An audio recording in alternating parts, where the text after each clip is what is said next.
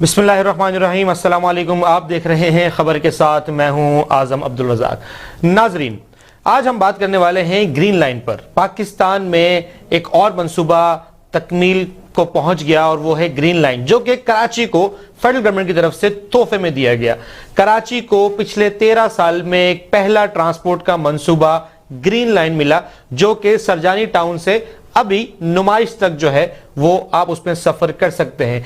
ये सफर जो है ये तकरीबन 40 से 45 मिनट का सफर है, जो कि आप सरजानी से लेकर नुमाइश तक का सफर कर सकते हैं। नाजरीन, 13 साल बाद सिंध गवर्नमेंट की कोलैबोरेशन से कोलैबोरेशन इस सेंस में कि उन्होंने जाहिर है जमीन दी उनके डिपो के लिए और चीजों को ऑपरेशनल होने में मदद दी, लेकिन सिंध गवर्नमेंट ने यह वादा किया था, यह दावा किया था कि हम आपको गाड़ियां प्रोवाइड करेंगे, लेकिन आखिरकार गाड़ियां भी फेडरल गवर्नमेंट को खुद से लेनी पड़ी।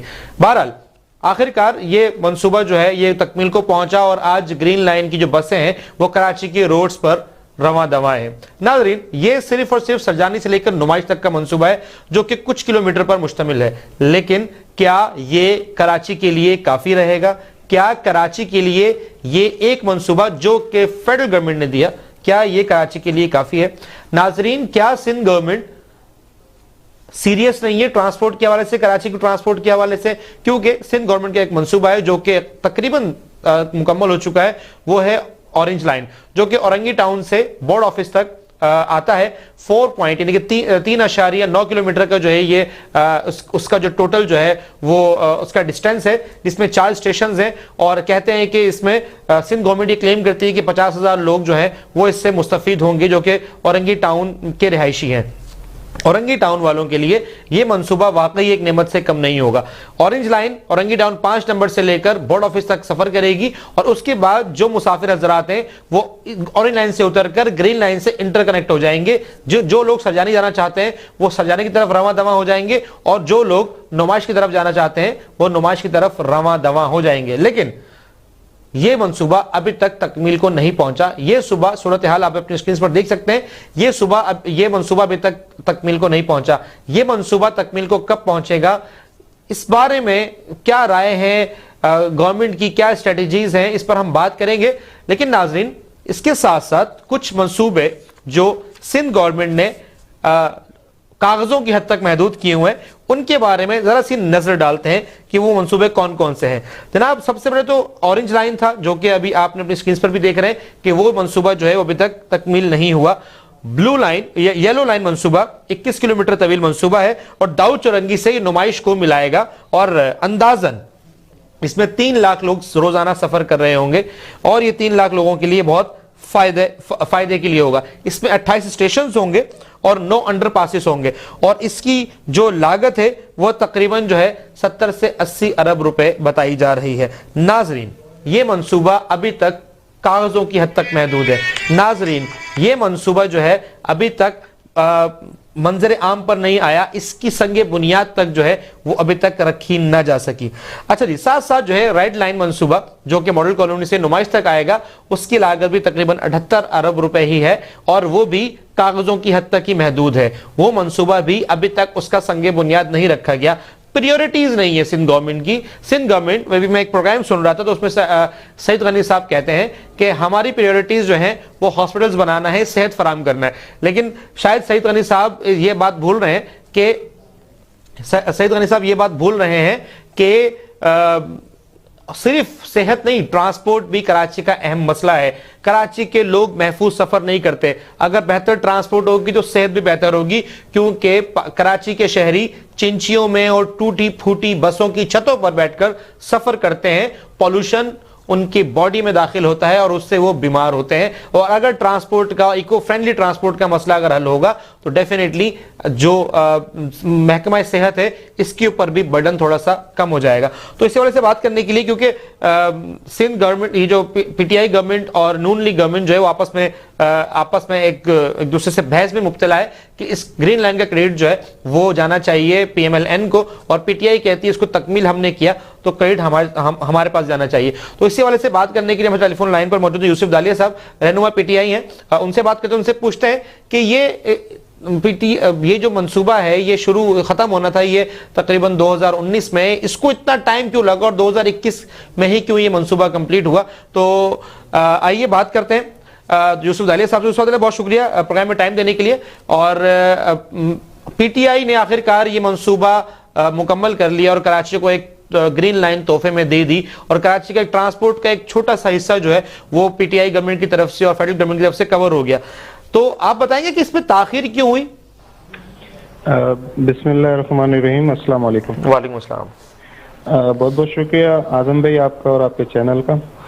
देखें, ये ग्रीन लाइन बस जो है, बीआरटी बस रैपिड ट्रांजिट सिस्टम जो है, ये दिसंबर 2021 के अंदर अल्हम्दुलिल्लाह ऑपरेशनल हुआ। वफाक की तरफ से जो इसमें फंड्स प्रोवाइड किए गए और इसमें जो रैपिडली जो है इसको ऑपरेशनल किया गया। तो आपका जो सवाल था, मैं उससे पहले आपके व्यूवर्स को एक थोड़ी सी इसकी इंफॉर्मेशन बता दूं कि ये 22 स्टेशन पर कंप्राइसेस है, मतलब 21 किलोमीटर का टोटल जो है इसका वो सफ़र है। 22 स्टेशन है इसके ऊपर, और नुमाइश से लेके और सुरजानी टाउन तक जो है इसका राउट है। और कराची हाइट्स के लिए जो है वो ज़्यादा से ज़्यादा मैक्सिमम जो है वो 55 रुपये इसका फेयर है, और मिनिमम जो है वो 15 रुपये। तो ये बेसिक चीज़ें थी, मैंने कहा आपको बता दूं। अच्छा, अब आपका सवाल था जी 2016 का। ये बेसिकली 2016 के अंदर ये प्रोजेक्ट स्टार्ट हुआ था, जिस वक्त नून लीग की गवर्नमेंट थी। और आपको ये मतलब हैरत नहीं होनी चाहिए कि चाहे गवर्नमेंट नून लीग की हो या पीटीआई की हो, कोई भी अगर सिंध के अंदर काम या डेवलपमेंट करने की कोशिश करता है तो वो पीपल्स पार्टी जो है उसका रास्ता रोकती है। और उसकी बहुत सारी निशानियां, जिसमें अब तक पिछले 13-14 साल में ये 10,800 अरब रुपए जो वफाक से ले चुके हैं, वो हमें कहीं लगते हुए नजर नहीं आए पूरे सिंध में। तो ये एक सबसे बड़ी वजह थी। उस वक्त नून लीग ने इसको स्टार्ट किया, वो इसको अकम्प्लिश नहीं कर सके। मगर जब 2018 में पाकिस्तान तहरीक इंसाफ की गवर्नमेंट आई, तो उन्होंने जब इसको चार्ज लिया, तो उस वक्त से लेके और 2021 के अंदर बहरहाल इसको किसी ना किसी तरह पाया तकमील तक पहुंचाया गया। और ये एक मंसूबा नहीं है आजम भाई, इसके अलावा K4 के ऊपर भी वफाकी गवर्नमेंट इंशाल्लाह काम कर रही है। 2023 के स्टार्ट में इंशाल्लाह उसकी भी ओपनिंग है, जैसे कि वजीर आजम साहब ने खुद कराची के दौरे में इसका ऐलान किया था। और फिर इसके बाद जो इस वक्त जो हमारा मोटरवे है, वो मोटरवे हैदराबाद से सक्खर तक का जो है वो रुका हुआ है, तो उसका भी उन्होंने अप्रूवल दिया है कि उसको भी आप कंप्लीट करें। तो कहने का मकसद ये है कि ये नून लीग का हो या पीटीआई का हो, पीटीआई तो इटसेल्फ इसलिए इसका क्रेडिट ले रही है कि इनके दौरे अदवार के अंदर इसकी ओपनिंग हुई है। मगर अगर हम बायसीधे पाकिस्तानी जो है वो अगर देखें, तो हमें ये देखना चाहिए कि सिंध के अंदर ये तरक्की आई है, ना कि वो कौन लेके आने वाला है और कौन लेके नहीं आने वाला। तो हमारे ख्याल में सिंध के अंदर अगर तरक्की का हम इस वक्त जो अगर दौर दौरा देख रहे हैं, तो मुशर्रफ की हुकूमत थी आखिरी जिसमें हमने देखा था, और उसके बाद अब अल्हम्दुलिल्लाह इमरान खान साहब की हुकूमत में ये चीज़ें देखने को मिल रही हैं। अच्छा, हमारे साथ जो है ना टेलीफोन लाइन पर रियाज खान साहब मुस्लिम लीग नून से जो है वो भी हमारे साथ मौजूद हैं पैनल में, तो उनसे भी हम बात करेंगे। बहुत वेलकम करता हूँ रियाज खान साहब टाइम देने के लिए प्रोग्राम में। हमारे साथ मौजूद हैं पीटीआई के रहनुमा जो हैं वो यूसुफ दालिया साहब और रियाज खान साहब। तो दोनों को लेने का मकसद ये है कि अभी सवाल ये है कि क्रेडिट जो है उसकी जंग क्यों है। जैसा कि अभी आपने बड़ी अच्छी बात की दालिया साहब के किसी के भी दौरे हुकूमत में जो है ना ये पाया तकमील को पहुंचा, या किसी ने भी मुकम्मल किया इसको, ये तरक्की सिंध में हुई है। तो इसका क्रेडिट नून लीग और पीटीआई क्यों बहस में है क्रेडिट लेने के? रियाज साहब, आपसे सवाल है। रियाज साहब को मेरी आवाज आ रही है? ओके, रियाज साहब की जो है वो कॉल मुझे लगता है कि वो ड्रॉप हो गई। हम दोबारा कॉल करने की कोशिश करेंगे, इनसे दोबारा रब्ता करने की कोशिश करेंगे। तो दालिया साहब बड़ी अच्छी बात की। तो अब इस फिर आप तो ये बात कर रहे हैं, लेकिन जो आपके रहनुमा हैं वो तो इसका क्रेडिट जो है वो छीन छीन के ले रहे हैं। जब नून लीग जो है वो इन्होंने भी एक एक्टिंग इफ्तिताह करने की कोशिश की और दोबारा जो है वो इसका क्रेडिट लेना चाहा नून लीग ने, तो उनको बाकायदा रोका गया, उनको जो है बाकायदा तनकीद का निशाना बनाया गया। तो ये क्रेडिट का क्या वजह है कि सिर्फ क्रेडिट के ऊपर ही जो है ना वो गवर्नमेंट इतनी जो है पार्टी इतनी फोकस क्यों करती हैं? देखिए, वो इस पे जो है हमारे जो लोग हैं वो अगर क्रेडिट लेना चाह रहे हैं या वो लेने की कोशिश कर रहे हैं, तो इसकी एक वजह थी कि वो अनइथिकल प्रैक्टिस थी जो उन्होंने उस दिन वहाँ करने की कोशिश की कि एन जिस दिन वो इफ्तिताह होना था उससे एक दिन पहले वो जाके वहाँ खड़े हो गए और उसमें लॉ एंड ऑर्डर सिचुएशन भी उन्होंने क्रिएट की है वहाँ पर।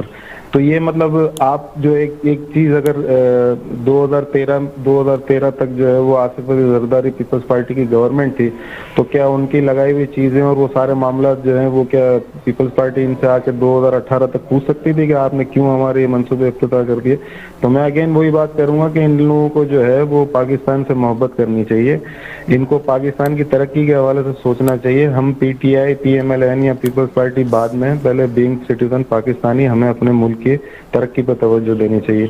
अच्छा, दूसरी बात ये आजम भाई, मैं अब क्या अब ये है नहीं, मैं इनसे क्या क्रिटिसाइज नहीं, ये आ चुके हैं लाइन पर।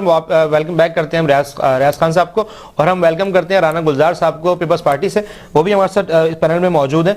तो मैं आप तीनों मेहमानों को एक बार फिर वेलकम करता हूं, बहुत शुक्रिया टाइम देने के लिए। हम अभी यहाँ पर जो है ना वो दालिया साहब बात कर रहे थे, और मैं दोबारा अपना क्वेश्चन जो है वो रिपीट कर देता हूं क्योंकि रियाज साहब की कॉल कट गई थी, तो शायद वो सुन नहीं पाए होंगे।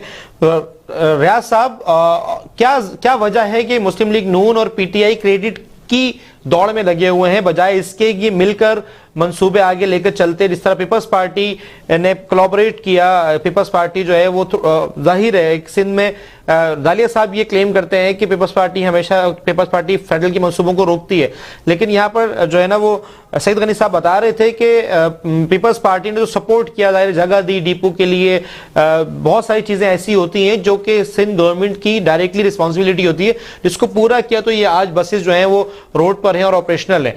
तो आप ये क्रेडिट की दौड़ क्यों है? बिस्मिल्लाहिर्रहमानिर्रहीम, बहुत शुक्रिया आपका और आपके चैनल का जनाब। बात यह है कि क्रेडिट की बात नहीं है, ये 95% मंसूबा तैयार हो चुका था और 5% मंसूबा बकाया था, जिससे 95% की डेफिनेशन क्या है सर?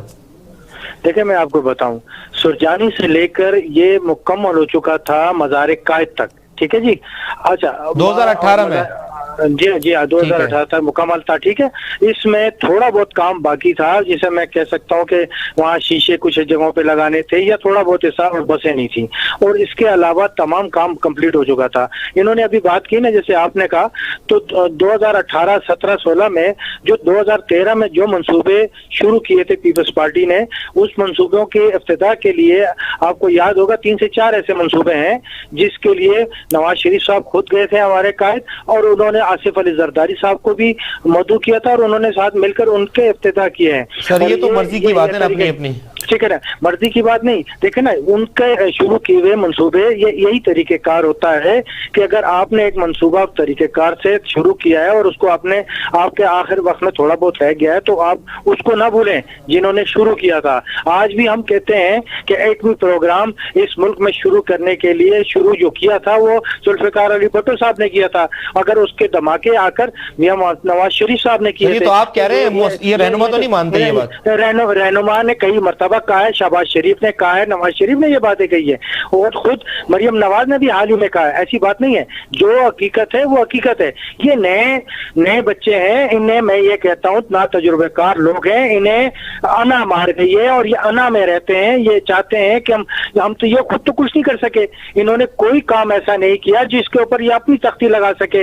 अब तक इन्होंने जितने भी मंसूबे किए, जैसे कि अभी पेशावर का PRB वो उसमें करप्शन हो गई, उसमें इसी तरह रिंग रोड इस्लामाबाद रावलपिंडी उसमें करप्शन में, अच्छा इसी तरह मालन जबा उसमें करप्शन का इन्होंने सब जगह स्टे ले रखे हैं। तो इसीलिए इनके अपने मंसूबे जो शुरू किए हैं, जैसे कि ये दावा करते थे इनके परवेज खटक साहब कि 350 डैम हमने खैबर पख्तूनख्वा में बनाए, 3 डैम भी नहीं बने। 350 डैम तो बहुत बड़ी चीज होती है। तो कहने का मकसद है कि जमा खर्च करते हैं, मुंह जुबानी बोलते हैं, जहां ये गलती करते हैं उसको डिपेंड करते हैं। सबसे अफसोस की जो बात है कि जहां नुकसान करते हैं, गलती करते हैं, उसको मानने के बजाय, उसको इस्लाह करने के बाद बजाय ये उसको डिपेंड करते हैं कि जी नहीं ये बहुत सही हुआ। जैसे अभी मरी का वाकया देख ले, इनको चाहिए कि इनके वजीर शाम को जो बयानात दे रहे हैं, ट्वीट कर रहे हैं, उसको ये तस्लीम करें और कहें कि हाँ हमसे गलती हुई और हमने जो ये काम किया है गलत किया है, तो ये मानने को तैयार नहीं। इसलिए मैं आपसे कहता हूं कि ग्रीन लाइन मंसूबा जो है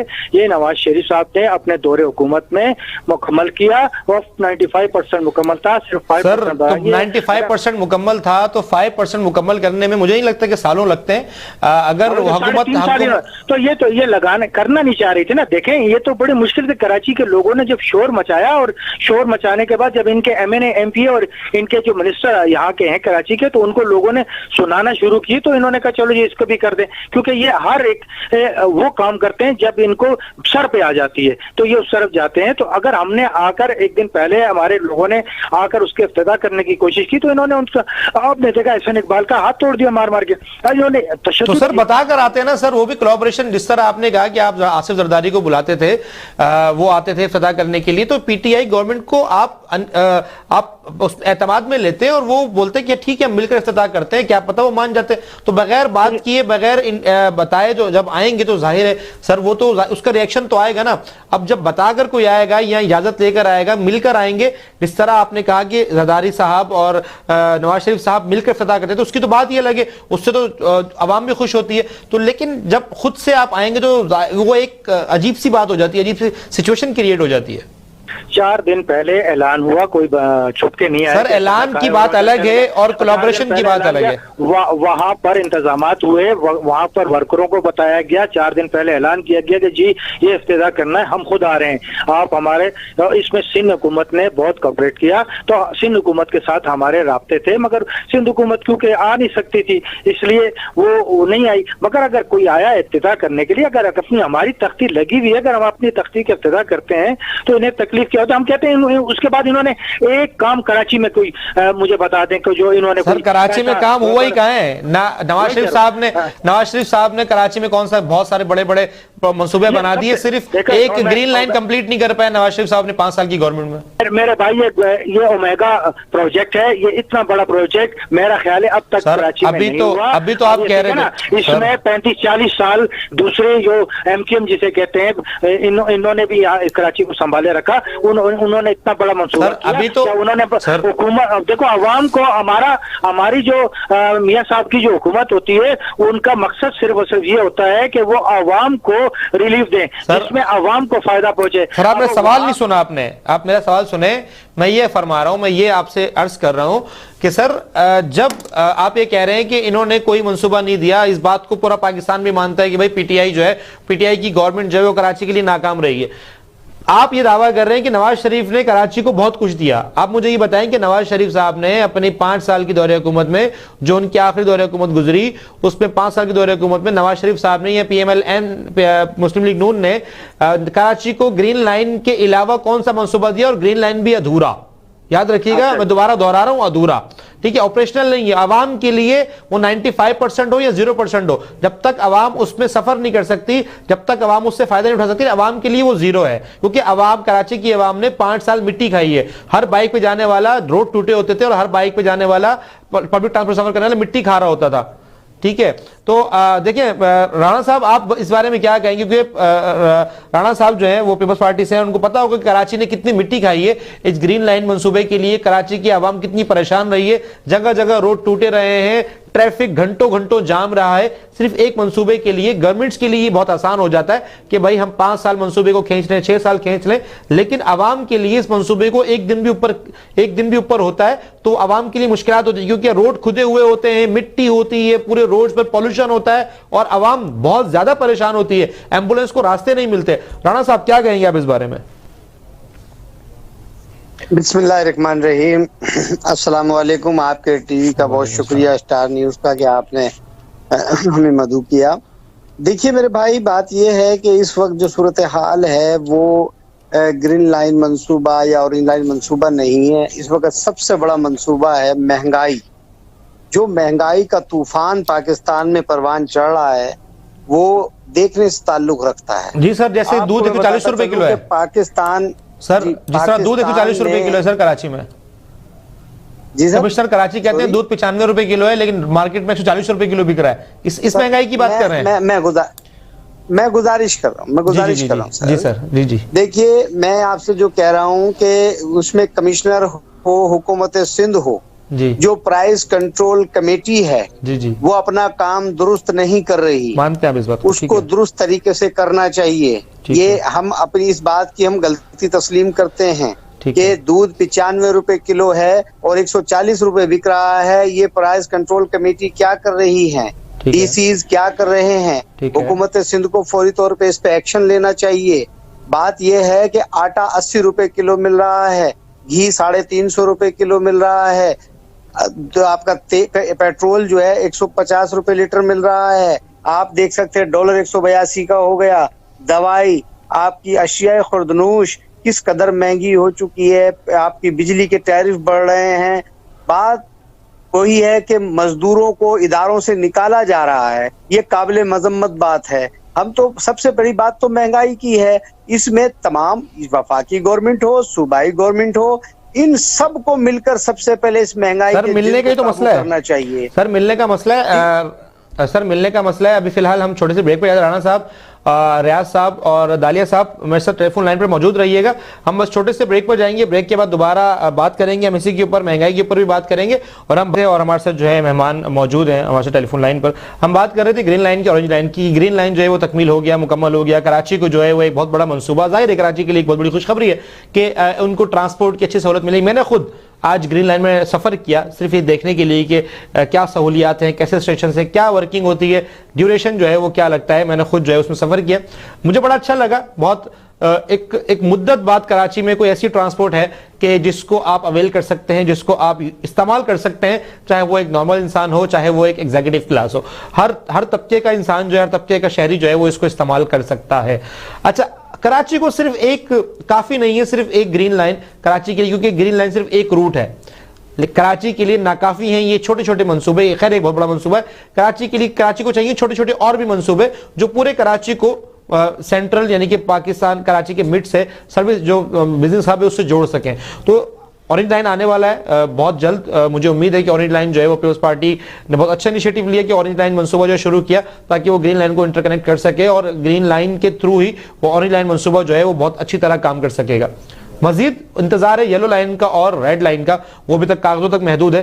तो नाजरीन आइए बात करते हैं। वेलकम बैक, तो मैं वेलकम बैक करता हूं अपने तमाम गेस्ट को। मुझे आप बात कर रहे थे क्रेडिट की और बात हो रही थी महंगाई की।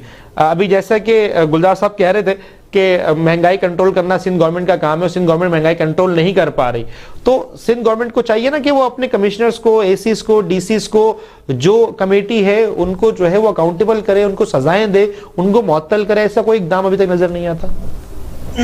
जी, मैं उस पर आपसे गुजारिश कर रहा हूँ कि चेयरमैन बिलावल भुट्टो जरदारी साहब ने इस पर सख्त एक्शन लिया है और सीएम सिंध को हिदायत की है कि इसको फौरी तौर पर कंट्रोल किया जाए, और हम उस पर काफी काम भी हो रहा है। ऐसी बात नहीं है, जो फेलियर है हम उसको तस्लीम करते हैं, और चेयरमैन बिलावल भुट्टो जरदारी साहब सख्त बरहम है तमाम वज़रा पर कि इस चीज को क्यों कंट्रोल नहीं किया जा रहा। अब जहां तक बात आपने की है ऑरेंज लाइन बस मंसूबे की, ऑरेंज लाइन बस मंसूबे की 50 बसें 29 जनवरी तक आ जाएंगी कराची में। सईद गनी साहब कहते हैं 20 बसें आखिरी। जी, सईद गनी साहब कहते हैं 20 बसें जो हैं वो हैं अभी तक जो है पाइपलाइन में, और वो इस महीने आ जाएंगी। 29 जनवरी सर, 29 जनवरी तक 50 बसें हो जाएंगी। अच्छा। और ये आखिर तामीर के आखिरी मराहिल में है, और इंशाअल्लाह बहुत जल्द इसका इफ्तिदा होगा और बहुत बेहतर अंदाज में होगा। हम इसको ऐसा इफ्तिदा नहीं करेंगे कि उसकी प्रोजेक्ट जो है वो अधूरा हो और इफ्तिदा कर दें, ऐसा हम नहीं करेंगे, क्योंकि जब प्रोजेक्ट मुकम्मल हो जाएगा तो इसका इफ्तिदा तभी होगा। कब तक मुकम्मल हो सकता है, क्या एक्सपेक्टेड है? नहीं सर, इंशाल्लाह 2 से 3 महीने लगेंगे, और फरवरी के अंदर 200 बसें और आ रही हैं, यानी कि 29 जनवरी को 50 बसें और फरवरी के लास्ट तक 200 बसें और आ रही हैं शहर कराची में। और इंशाल्लाह बेहतर अंदाज में आप देखेंगे कि सिंध हुकूमत जो है बहुत तेजी से अपने मंसूबों को मुकम्मल कर रही है और नए मंसूबे भी शुरू करने जा रही है। सर ये मंसूबा आपको पता है ये मंसूबा का इफ्तिताह किसने किया था? सर इस मंसूबे का इफ्तिताह ऑरेंज लाइन का जी सैयद कायम अली शाह साहब सैयद कायम अली शाह साहब ने 2016 में किया था, और उन्होंने कहा था कि 1 साल में ये मंसूबा मुकम्मल हो जाएगा। कुछ आज 2021 से 5 साल बाद भी हम वहीं खड़े हैं जहां पहले खड़े थे, और इस तरह दावे करते रही है पीपल्स पार्टी कि अगले महीने बसेस आ रही हैं, उससे अगले महीने हम ट्रांसपोर्ट शुरू करेंगे। 3 महीने में ट्रांसपोर्ट शुरू करेंगे, 4 महीने में कराची को ट्रांसपोर्ट दे देंगे, तो क्या ये उसी तरह चलता रहेगा ये इस साल भी नहीं और अगले साल इलेक्शन तक भी? नहीं नहीं मेरे भाई, ऐसी बात नहीं है। उसमें कुछ बीच में कुछ कोताही हुई थी, क्योंकि फंड के इश्यू थे, तो इस वजह से वो उसमें कुछ कोताही हो गई थी। लेकिन अब ऐसा नहीं है, आप उसका विजिट कर सकते हैं और वो 90% काम उसका मुकम्मल हो चुका है अल्हम्दुलिल्लाह। उसका तकरीबन आखिरी मरहल में है अपने, और ऐसी बिल्कुल कोई बात नहीं है। अब बात, सबसे बड़ी बात जो अभी हुआ है मरी का वाकया, ये बड़ा अफसोसनाक मैं इस पे कल प्रोग्राम कर चुका हूं और काफी हमने लंबी गुफ्तगू की थी इस प्रोग्राम में। सर, मरी का वाकया तो एक बहुत अफसोसनाक वाकया है, उसके ऊपर तो पूरी पाकिस्तान जो है वो अफसुर्दा है और पूरा पाकिस्तान जो है उसका अफसोस कर रहा है।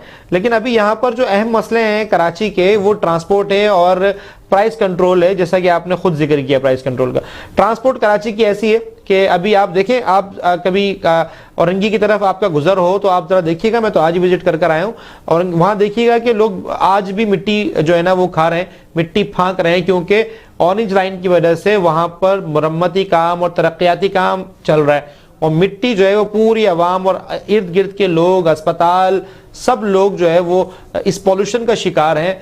और मुझे समझ में नहीं आता कि गवर्नमेंट इतना लेट करती है और लोगों को इतनी तकलीफ होती है, वहां से गुजरने वालों को बहुत तकलीफ का सामना करना पड़ता है। तो इस पर कोई इनिशिएटिव नहीं है बिलावल भुट्टो जरदारी साहब का, मुराद अली साहब का, और जो वज़रा हैं उनका, किसी का कोई ध्यान नहीं है, आपके डीसीस का भी कोई ध्यान नहीं है इसमें।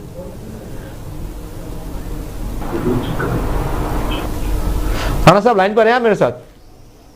जी जी, मैं लाइन पे हूँ। मैं आपसे गुजारिश कर रहा हूँ कि औरंगी टाउन मेरा घर है और PS 118 मेरा हल्का इंतखाब है।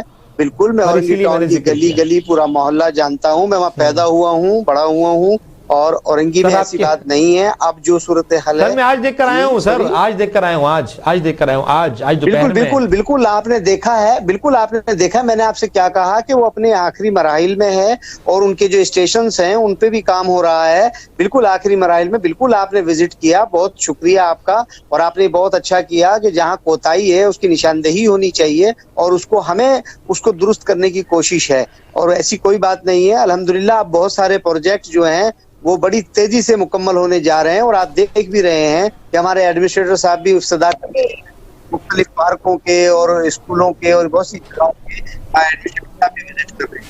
ठीक है, बात नहीं है। अच्छा, तो राणा साहब एक आखिरी सवाल आपसे, फिर उसके बाद मैं दूसरे मेहमानों की तरफ जाऊंगा। राणा साहब, रेड लाइन और येलो लाइन, रेड लाइन और येलो लाइन अभी तक कागजों में है। सईद गनी साहब कह रहे थे कि हम जो है वो उसका इफ्तिताह कर देंगे 2021 के एंड में या 2022 के जनवरी में, तो अभी तक तो कागजों में है, कोई संगे बुनियाद, कोई हिकमत अमली, कोई ऐसी बात, कोई चीज सामने नहीं आ रही जो है वो एक्सपेरिमेंटल, और जो है ना वो चीजें ऐसी कोई सामने नहीं है। जी जी, बिल्कुल बिल्कुल आपने सही फरमाया। ये कोरंगी में मंसूबा है और इंशाल्लाह उस पर काम हो रहा है और बहुत जल्द उसका इफ्तिताह भी होगा। और कुछ इश्यूज हैं जिसको हम बड़े CM साहब और चेयरमैन साहब बड़े सख्त एक्शन ले रहे हैं इन चीजों पर कि ये इनमें देर कोताही क्यों हो रही है। तो इंशाल्लाह सर, इस बात को फिर आप मानते हैं, इस बात को मानते गुलजार साहब कि पीपल्स पार्टी नाकाम रही है अपने 13 सालों में कराची में ट्रांसपोर्ट देने के लिए? नहीं नहीं नहीं नहीं, ऐसी बात नहीं है सर। कोताही जरूर हुई है सर, नाकामी है ना, नाकामी है ना सर, नाकामी है। एक भी मंसूबा 13 साल में पीपल्स पार्टी के 13 साल में ट्रांसपोर्ट का कोई एक मंसूबा उसका नाम ले जो अभी तक मुकम्मल हो चुका है? नहीं, मैंने आपसे कहा कोताही जरूर हुई है, कोताही और नाकामी में सिर्फ ये फर्क है, और उस कोताही को दूर कर रहे हैं चेयरमैन साहब बड़ी सख्ती से स्ट्रिक्टली। आप नाम चेंज कर ले, कोई मसला नहीं है। और इंशाल्लाह ये आपको 22 तक, इंशाल्लाह 2022 में बड़ी खुशखबरियां मिलेंगी इंशाल्लाह। सर, वो इलेक्शन आने वाले ना सर, वो इलेक्शन आने वाले हैं सर, वो इलेक्शन आने वाले इसलिए ना। नहीं नहीं, इसका इलेक्शन से कोई ताल्लुक नहीं है, डायरेक्टली ताल्लुक इलेक्शन से सर है। जो पीपल्स पार्टी को वोट देंगे वो पीपल्स पार्टी को देंगे, जो तहरीक इंसाफ को देंगे वो तहरीक इंसाफ को देंगे। बात यह है कि मेन मसला है काम। अवाम में शऊर नहीं है क्या सर? आप ये समझते हैं कि जिसने मैंडेट नून लीग से छीन के PTI को दे दिया, आपको लगता है कि दोबारा मैंडेट जो है वो उन लोगों के हाथ में दे देंगे कि जिन लोगों ने काम नहीं किया या अवाम के लिए कुछ नहीं किया? नहीं, देखें हम तो अवाम पर यकीन रखते हैं, हम किसी एम्पायर पर यकीन नहीं रखते। हम आवाम की वोट पर यकीन रखते हैं, हम एम्पायर की उंगलियों पे या किसी का मैंडेट छीनने पर यकीन बहुत शुक्रिया, बहुत शुक्रिया। आप टेलीफोन लाइन पे रहिएगा। यूसुफ साहब, आप बताएं कि अभी और कराची के लिए क्या पैकेजेस आप लोग, इलेक्शन आने वाला जाहिर है कोई ना कोई मंसूबा जरूर जो है वो जहन में भी होगा और पाइपलाइन में भी होगा, तो क्या देने वाले हैं आप कराची को इस इलेक्शन से पहले? देखें आजम भाई, ये जो हमारे राना गुलजार साहब हैं और दूसरे जो रियाज साहब हैं, इनसे मैं दोनों से ये उस दिन भी हमने इंटरव्यू कर रहे थे तो हमने कहा था कि सानिया मरी जो है उसको सानिया के तौर पे आप देखें, उसको सियासत नहीं करनी चाहिए। एक तो मैं इनसे ही गुजारिश करूंगा। दूसरा, राना गुलजार साहब ने ये भी कहा कि हम ऑरेंज लाइन का जो इफ्तिताह करेंगे, तो मैं इनको क्रिटिसाइज नहीं कर रहा हूँ। ठीक है, ये 2016 में कायम अली शाह साहब ने इफ्तिताह किया, आज तक वो नहीं बन पाया। अब ये कह रहे हैं चले हम होप्स हो कि ये 2022 में कंप्लीट हो। अगर ये बन जाता है तो पीपल्स पार्टी के क्रेडिट से ज्यादा ये बीइंग पाकिस्तानी मैं ज्यादा खुश होऊंगा कि चलो इन्होंने कुछ कर दिया। पिछले 13-14 सालों में इन्होंने कुछ नहीं किया, मगर अब चले इनके चेयरमैन साहब भी जो नाराज हो रहे हैं इनके ऊपर और समझ रहे हैं कि ये सारी चीजें। इन्होंने बात की महंगाई की, तो महंगाई के हवाले से प्राइस चेक जो कमीशन और जो कमेटियां हैं वो इनके अंडर में है, वो भी काम नहीं कर रही। वो कर रही होती तो ये हालात, ये मामला नहीं होते। सर पेट्रोल तो इनके अंडर में नहीं है ना सर, आटा दाल चीनी तो इनके अंडर में नहीं है, शायद खुर्दनोश तो इनके अंडर में नहीं है ना। देखें, पेट्रोल की कीमतें और ये सारी चीजें जो हैं ये ग्लोबली जो इफेक्ट है आपके सामने। सर ग्लोबल इफेक्ट की बात नहीं करें सर, ग्लोबल इफेक्ट बहुत बड़ा मसला हो जाएगा, क्योंकि मेरे पास पूरे फिगर्स हैं ग्लोबल के, मैं आपको फिगर्स बता दूंगा। जो चीजें हम इंपोर्ट कर रहे हैं ना उसके ऊपर जरूर आप सर आप बिजली देख लें, आप किसी भी एक चीज में गोदामों से अगर गंदुम निकले दबी हुई या उन्होंने छुपाई हुई हो, शुगर मिले 17 अगर सिंध के अंदर है, इसमें तो 14-15 इनकी अपनी शुगर मिले हैं जरदारी इन कंपनी की, तो आप किसको ब्लेम करने जा रहे हैं? कौन चीनी को रोक रहा था? जब चीनी सिंध के अंदर अपनी पैदावार हो रही है तो आप क्यों मतलब यहाँ सर नैब, सर एंटी करप्शन और नैब इंडिपेंडेंट इदारे हैं सर, मैं उस चीज में नहीं जा रहा। FIA नैब और एंटी करप्शन इंडिपेंडेंट इदारे हैं, वो हैं ये काम करने के लिए, जो जिन पे आपकी गवर्नमेंट रिलाई भी करती है, जबकि बाकी गवर्नमेंट्स उनके खिलाफ बोलती हैं, लेकिन आपकी गवर्नमेंट उन पर रिलाई करती है, क्यों कार्रवाइयां नहीं होती? आज तक कौन से नैब का केस जो है वो प्रॉपर वो हुआ है? रिलाई नहीं कर रही है। देखें, रिलाई कर रही होती ना आजम भाई, तो KPK के अंदर जो इस वक्त बल्दियाती इंतखाबात हुए जिनका रिजल्ट PTI के लिए काफी शॉकेबल था, अफसोसनाक था, तो क्या वो एक इदारा नहीं है इलेक्शन कमीशन जिसको आजाद किया गया और जिसके बाद वफाक की हुकूमत और सूबाई हुकूमत होते हुए भी ये रिजल्ट है? तो आप ये नहीं, रिलाई से मुराद ये होता है भरोसा कर रहे हैं ना, इस पे अगर रिलाई कर रहे होते तो ये रिजल्ट ये नहीं आते ना। मैं आपको ये तो बता रहा हूँ। मैं आपसे कह रहा हूँ कि FIA या नैब के अंदर अगर कोई केस होता है, मरियम नवाज शरीफ जो है वो वहाँ जाती हैं, जब उनकी जब हेयरिंग होती है तो आप देखते नहीं है कि किस तरह वहाँ हमलावर होते हैं लोगों को ये लेके। ये अदलिया पे पहले भी हमलावर होते रहे, तो इनके मुंह से ये इस तरह की जो है वो वतन परस्ती की बातें अच्छी नहीं लगती। रहे ये अच्छी बात है, मगर जिसका लीडर इस मुल्क में रहना पसंद ना करता हो उसके मुंह से इतनी बड़ी बातें अच्छी नहीं लगती। मैं सिर्फ ये कह रहा हूँ कि जी आप आए चलें पाकिस्तान की खातिर, छोड़ें हम PTI और PMLN और पीपल्स पार्टी, पाकिस्तान की खातिर आप कराची के अवाम जो है वो काफी अरसे से बहुत मुश्किल जो है जिंदगी गुजार रहे हैं। आप कराची का रोड नेटवर्क स्ट्रक्चर देखें, सीवरेज के इश्यूज देखें, पानी नहीं है आधे से ज्यादा कराची में, बिजली का निजाम तबाह हुआ है। इसके बाद भी ये कह रहे हैं कि जी हमारे चेयरमैन साहब अब जाके नाराज हैं, तो इनके चेयरमैन साहब चलें अब अगर नाराज हो गए तो आप शायद कुछ हो जाएगा, मगर ये होगा किस वजह से होगा? आपके लीडर तो पहले दिन से ही नाराज हैं। उन्होंने क्या किया? बिल उन्होंने जलाए कंटेनर पे खड़े होके। सर उन्होंने पेट्रोल के खिलाफ बात की, उन्होंने हुकूमतों को चोर कहा, उन्होंने कहा डॉलर ऊपर जाता है तो समझो वजीर आजम चोर है, इंटरनेशनल रेमिटेंस पाकिस्तान में आएगा, डॉलर ऊपर गया। देखें क्या क्या हुआ, उस पर से कोई एक वादा 50,000 नौकरियां जो है ना, 50 लाख घर, 1 करोड़ नौकरियां। सर मुझे जरा बताएं कि वो क्या हुआ उन सबका? आजम भाई जब डॉलर ऊपर जाता है ना तो फायदा उनको होता है जिनकी जायदादें बाहर है। इमरान खान साहब को क्या फायदा होना, उनकी तो सारी कुछ। सर सवाल ये नहीं है फायदा किसको है नुकसान किसको है, अल्टीमेटली नुकसान तो पाकिस्तान को है ना। आप ये भी तो समझे, ये सियासी चाल भी तो है ना। ये जो सर सियासी चाल क्यों हो सकती है? जब आपके मुल्क में एक्सपोर्ट बढ़ेगी डॉलर कम हो जाएगा। सियासी चाल इसलिए है कि डॉलर इन्होंने जो है वो वक्ती तौर पे इन्होंने खुद ही इसको कॉर्नर किया, चीनी इन्होंने कॉर्नर की हुकूमत। सर 4 साल में आपसे भी कंट्रोल नहीं हुआ ना बॉस? नहीं तो कंट्रोल कर रहे हैं ना। आपके जो हमारे जो वफाकी वजीर हैं जो शौकत तरीन साहब, वो क्या कह रहे हैं? वो यही बात कर रहे हैं ना कि हम डॉलर को कंट्रोल कर रहे हैं। आप ये देखें कि इन्होंने जो है वो बिटकॉइन की और पता नहीं किसके सूरत के अंदर कितना पैसा इन्होंने मनी लॉन्ड्रिंग की बाहर भेजा है। ये तो वो लोग हैं जिनके पाकिस्तान में कोई जायदाद नहीं। सर साबित तो अभी तक कोई किसी का पैसा नहीं हुआ सर। जो साबित हुआ वो बाहर हैं, जिनके ऊपर साबित हुए वो बाहर हैं। आपने कहा हम नवाज शरीफ को ले आएंगे इंटरपोल के जरिए, वो नवाज शरीफ साहब भी नहीं आ रहे। नवाज शरीफ तो कन्विक्टेड हो गए, नाअहल हो गए हैं, वो इनकी बेटी भी नाअहल हो गई है।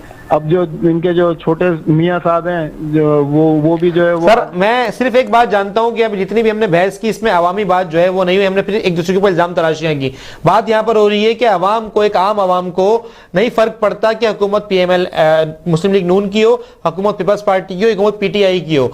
आम आम को फर्क पड़ता है कि सस्ती चीज कहां से मिल रही है, सहूलियात कौन दे रहा है। हमारी गवर्नमेंट जो इस वक्त मैंडेट जिसने लिया हुआ है, जो इस वक्त रिस्पॉन्सिबल है, वो हमारे लिए क्या कर रही है।